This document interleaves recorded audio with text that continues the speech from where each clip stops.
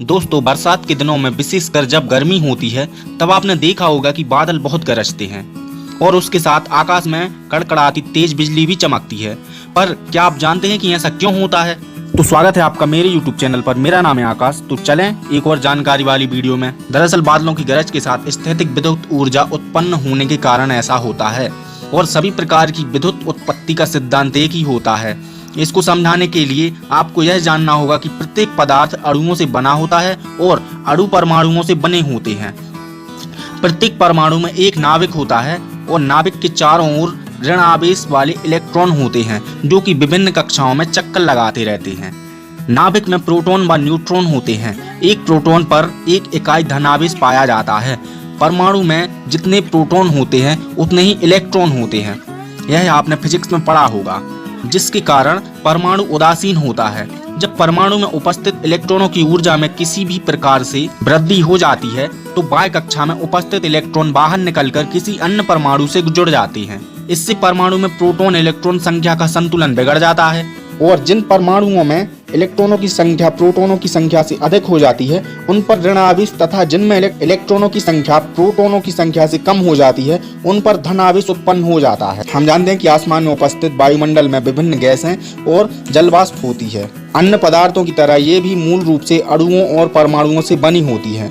जब पृथ्वी गर्म होती है तो गर्म हवा हो जाती है और गर्म हवा ऊपर उठती है। जलवाष्प ठंडी होने लगती है और बादल बन जाते हैं। ऊपर उठते उठते बादल बड़े हो जाते हैं। अत्यधिक ऊंचाई पर बादलों में ताप हिमांक यानी बर्फ जमने वाले तापमान से भी कम हो जाते हैं। इधर उधर घूमते हुए जब ये ठंडे व संघनित बादल आपस में टकराते हैं तो एक दूसरे से रगड़ के कारण बादलों में इलेक्ट्रॉन असंतुलन उत्पन्न हो जाता है, जिसके कारण एक विद्युत विभव उत्पन्न होने लगता है।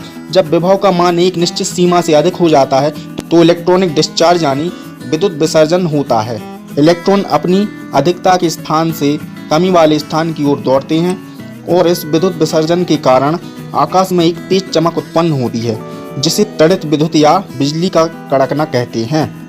चूंकि विद्युत विसर्जन बादल के अलग अलग भागों में अनियमित रूप से होता है, इसलिए त्वरित विद्युत टेढ़ी मेढ़ी चमकती रेखाओं के रूप में हमें दिखाई देता है। इस दौरान अत्यधिक मात्रा में ऊष्मा भी उत्पन्न होती है, जिसके कारण हवा में तेजी से प्रसार होता है, जिसके फलस्वरूप गड़गड़ाहट की ध्वनि उत्पन्न होती है। बिजली चमकने के दौरान आपने देखा होगा कि बादलों की गड़गड़ाहट बाद में सुनाई देती है, जबकि बिजली चमक पहले दिखाई देती है। क्या आप सोच सकते हैं कि ऐसा क्यों होता है? अगर आपको इसका जवाब मालूम है तो हमें कमेंट सेक्शन में जरूर बताएं और इस जानकारी भरी वीडियो को अपने दोस्तों के साथ भी शेयर करें। और अभी तक आपने इस चैनल को सब्सक्राइब नहीं किया तो सब्सक्राइब करके बाजू में दिए गए बेल आइकन को जरूर दबाएं। हम ऐसे ही जानकारी भरी वीडियो बनाते रहते हैं। अब मिलते हैं किसी अगली जानकारी वाली वीडियो में। तब तक के लिए जय हिंद।